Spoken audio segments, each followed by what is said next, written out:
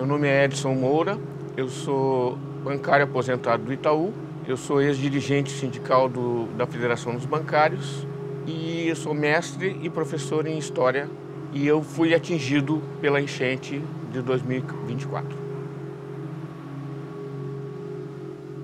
Meu nome é Giovanni Zorda Batiston, eu sou funcionário da Caixa Econômica Federal de Eldorado do Sul e fui um dos pilares que ajudou na reconstrução da agência e da cidade de Eldorado do Sul. Meu nome é Carla Alves, eu era bancária do Banrisul e eu fui atingida nas enchentes de 2024. Eu sou a Silvia Favaretto França, tenho 47 anos, fui vítima da enchente de maio de 2024. Meu nome é Annelise, eu trabalho na Caixa há 11 anos, tenho 30 anos de idade e eu fui atingida pelas enchentes de maio de 2024. Eu sou a Sandra, trabalho no Banco do Brasil, na PSO Canoas e fui atingida pelas enchentes de 2024. Eu sou a Martina, trabalho no Sind Bancários, atuei na linha de frente da Cozinha Solidária do Sind Bancários.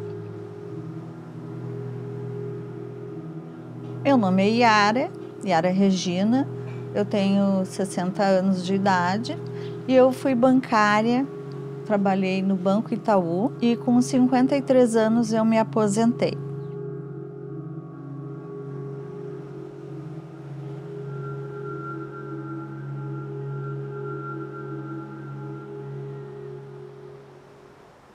No dia da enchente, nós soubemos que estava vindo uma chuva muito grande e nunca havia entrado água na minha residência. Eu sou moradora do bairro Central Park, aqui do bairro Mato Grande, aqui de Canoas. Eu resido aqui há 22 anos. Nunca tinha chegado água, enchente, alagado rua, nunca nesse período que eu moro aqui. O meu bairro foi o primeiro bairro na cidade de Canoas a ter a notificação de pedido de evacuação. Eu, com 30 anos de idade, nunca tinha escutado um pedido de evacuação. Então, para mim, aquilo era completamente novo e sem nenhuma crença de que aquilo era, de fato, necessário. A gente foi informado pela prefeitura e pelo governo do estado, a gente foi informado, mas essa informação veio de forma muito negligente, foi muito vago. Tanto a gente como as autoridades subestimaram a velocidade da enchente, entendeu? A gente não acreditava que ia ser que a água ia subir tanto e tão rápido. Na verdade, a princípio não houveram avisos e não estava chovendo tanto no dia em que a minha casa foi atingida. Na sexta-feira de maio, não me lembro ao certo o dia que foi, começou a vir uma aguinha assim na rua. Os gestores nos avisaram que não viessem a Porto Alegre, que aqui já estava bem alagado. Que a gente não viesse, que não ia ter transporte para voltar e não ia ter como sair depois. A gente não acreditava que seria uma enchente, a gente acreditava que seria uma chuva muito forte.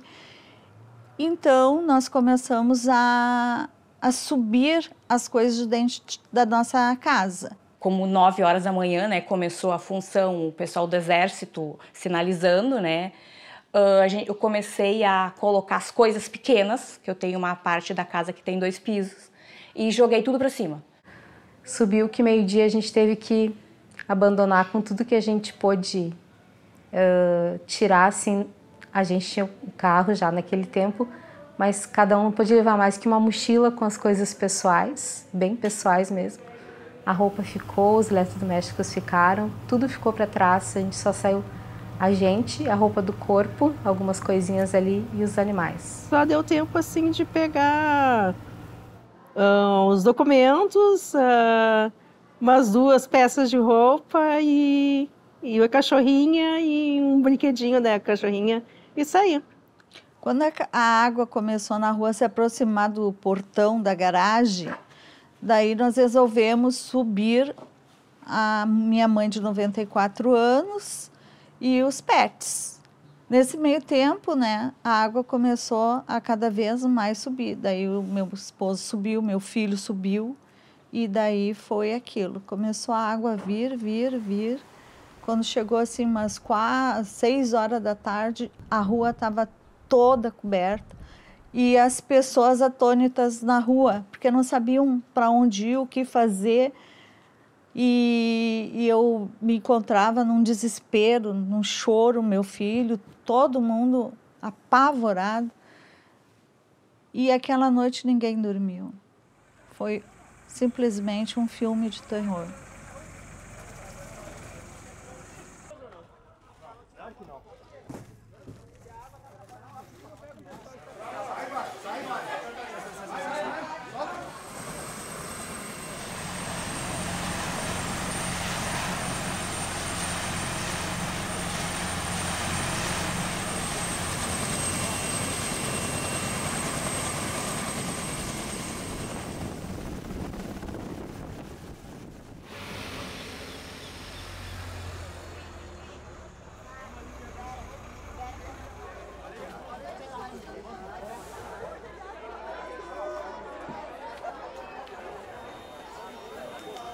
E na minha concepção, a água viria pelos lagos, né? Ah, tem um riachinho ali, outro riachinho ali, a água vai vir, eu vou enxergar a água vindo.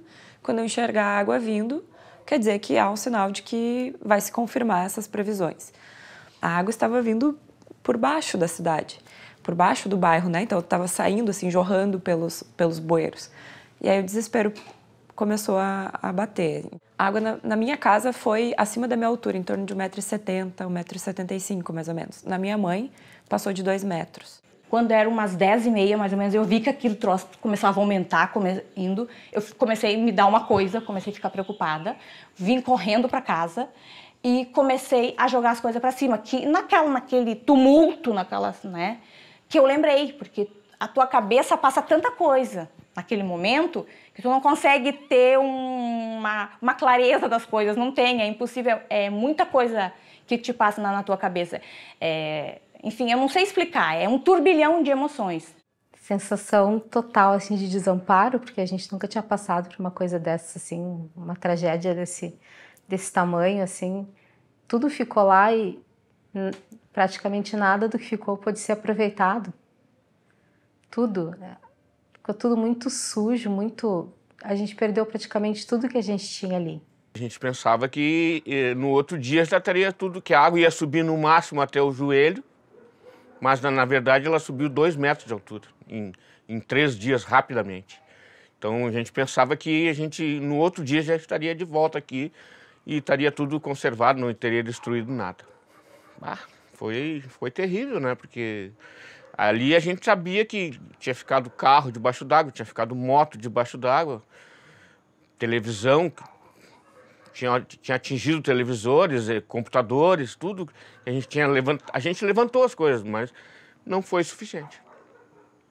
A gente vê a geladeira que estava nesse canto aqui foi parar lá do outro canto, um sofá ficou pendurado em cima de um troço, parecia um cenário de guerra, assim, parecia que tinha sido detonada uma bomba ali. Uma coisa fantástica, dantesco.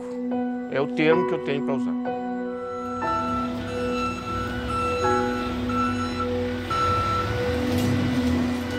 Agora vem o pessoal lá. Pega os gestores. Vai levar para tudo.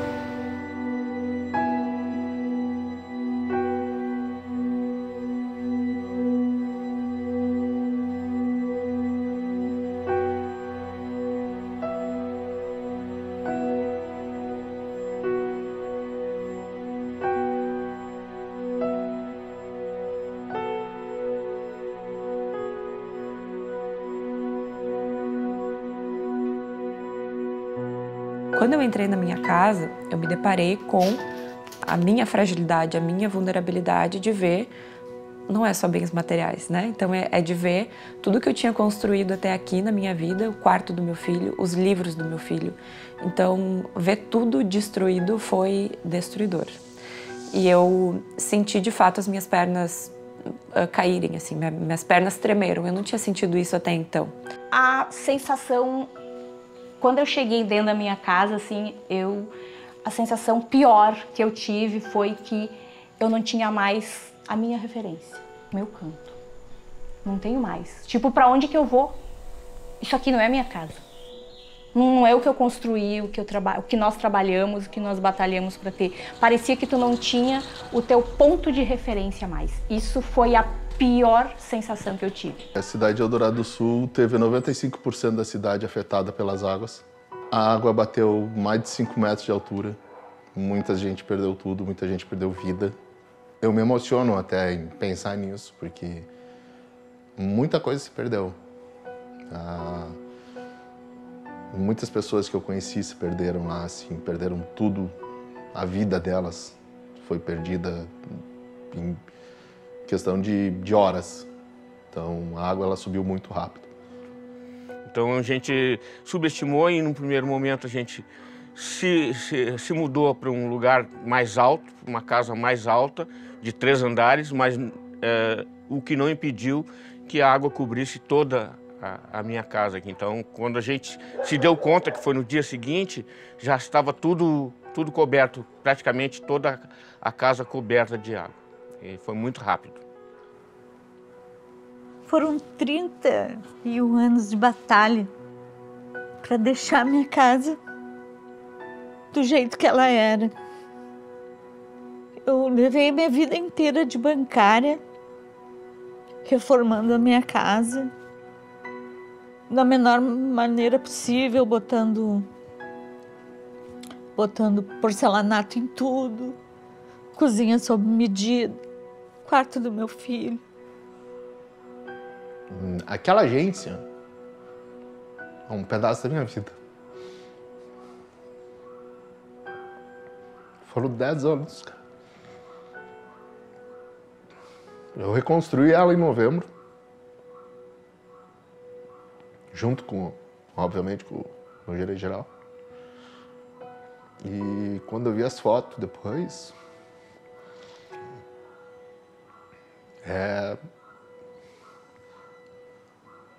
como se tivesse arrancado um pedaço de mim.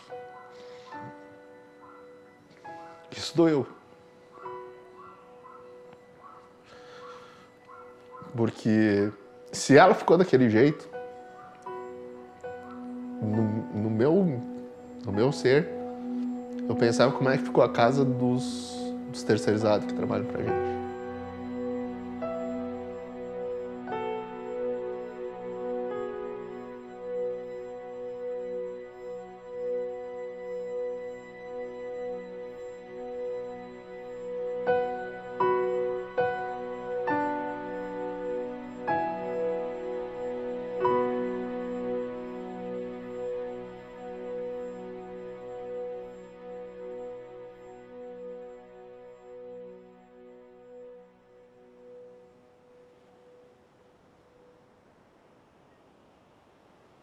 A gente está vivendo um caos e eu preciso ajudar as pessoas. Preciso. Então, eu vim para o sindicato, cheguei aqui e várias pessoas chegando ao mesmo tempo também. Eu quero ajudar, eu quero ajudar, eu quero ajudar. Então, a gente foi selecionando o que cada um, né, sabia fazer, o que gostaria também de fazer, né, para contribuir. Então, a gente foi, cada um fazendo o que sabia de melhor e o mais importante, cada um, assim, doando muito amor, assim, muito afeto. Em cada tampinha, assim, da nossa marmita, a gente escrevia, é impossível não se emocionar. A gente escrevia, né, com carinho, sim, de bancários. Porque, né, a gente pensava que a gente tem que alimentar as pessoas, mas ao mesmo tempo a gente também precisa, né, dar carinho, dar um afeto num momento tão difícil. Quando esses resgates se acalmaram, então as pessoas já estavam nos abrigos, né, estavam abrigadas, a dinâmica das refeições ali, do apoio estava acontecendo, então os governos federal e estadual começaram a anunciar as medidas de apoio financeiro à população. E aí a Caixa começou a ser protagonista nesse momento, né, dentro do Estado, porque foi através da Caixa que os benefícios sociais foram pagos. Quando eu cheguei na agência Canoas, a agência central, principal de Canoas, era a única, só tinham 2 agências abertas naquele momento, uma delas era a Canoas. Eu comecei a conduzir mutirões de atendimento que a Caixa foi fazendo dentro dos abrigos, dentro de shoppings, porque como a gente teve agências atingidas, que estavam fechadas, a Caixa precisou ampliar a sua rede de atendimento para que as pessoas pudessem ter acesso ao atendimento de maneira digna e não ficar 5 horas numa fila, né? E tudo montado muito rápido, assim. Então, rapidamente tinha uma estrutura com mesas de atendimento, a gente bolou formas de atender os prédios através de senhas, então a gente fez uma organização, assim. Acho que todo o impacto da calamidade foi isso, assim, né? De como as pessoas puderam se organizar muito rapidamente com os recursos que tinham. O pós-enchente, aí foi aquela situação dos colegas trabalhando em container, os clientes ou as pessoas de Eldorado que precisavam da Caixa, porque era a Caixa que estava fazendo o pagamento dos auxílios reconstrução, enfim, eles estavam sendo atendidos num container. Desse momento em diante, eu trabalhei por 6 meses, junto com o sindicato, depois junto com a diretoria da Caixa, para que a gente pudesse dar um conforto para as pessoas. Pelo mínimo que fosse. A ideia era, tu passou por uma desgraça, tu passou por um incidente, tu passou por uma situação horrível, eu tenho que te tratar com dignidade, você tem que ser digno em algum lugar. E eu falava, nós da Caixa temos que dar a dignidade para as pessoas de volta. E isso foi um outro momento muito bom, quando a gente reinaugurou a agência lá em Eldorado do Sul. A palavra que eu tenho para definir a sensação é incerteza, sabe? Porque cada vez que cai um chuvisqueiro, a gente se apavora, a gente já começa a pensar, e agora, como é que... Nós não temos como tirar as coisas todas, né? E a incerteza também, ela se reflete na atitude dos governos, sabe? Do governo municipal e do governo estadual, que muito pouco contribuíram, e a gente não vê assim, uma movimentação no sentido de recuperar comportas, de aumentar a altura do dique, né, para uma medida preventiva. Aliás, nunca houve, né? Não houve manutenção, por isso que rompeu-se comportas, uma comporta bem próxima que se rompeu. Então, é uma negligência muito grande, então, por isso, a gente vive na incerteza. A questão não é se vai acontecer novamente, mas a questão é quando vai acontecer novamente. Medo, muito medo. Eu tenho muito orgulho, eu e a minha esposa, da gente ter recuperado a maioria das coisas, né? Muita coisa a gente recuperou, mas ao mesmo tempo eu tenho medo. Será que na próxima a gente vai ter esse ânimo, essa coragem, essa vontade de tentar se reerguer, ou a gente vai simplesmente cair e não vai poder se levantar mais? Isso que aconteceu é um exemplo que mostra que nada é feito. É bueiro entupido, é bomba que não funciona. Uma cidade como Porto Alegre não pode ter bombas estragadas. Não se pode pensar que não vai acontecer. As comportas do Guaíba ali estavam tudo emperrado, estava sem manutenção. Vai acontecer de novo. Então, acho que o que eu gostaria de deixar claro é o seguinte: vamos botar a mão na consciência, vamos pensar em fazer alguma coisa com relação a isso. Não vamos deixar as pessoas sofrerem de novo, porque o sofrimento é muito grande. E a gente sente. Quem não sente não é humano. Muitas vezes a gente não precisava ser ajudado com nada material, era conversar, alguém te ouvir, né, sobre o que está acontecendo, e a organização também, a gente se organizar como comunidade, como grupo, né, que a gente adquiriu algumas coisas em compras coletivas. Então, sozinho é mais difícil, e em grupo, unidos, a gente consegue ir muito mais longe, né? Olha, eu acho que a gente não agradeceu o suficiente, a gente nunca vai agradecer o suficiente toda a solidariedade que a gente recebeu do Brasil inteiro. Muitas lições, claro, para a gente ficar mais atento, assim, aos avisos da natureza, né, muitas lições, e fica para mim assim um agradecimento, porque se foram os bens materiais, mas eu não perdi ninguém, muita gente perdeu.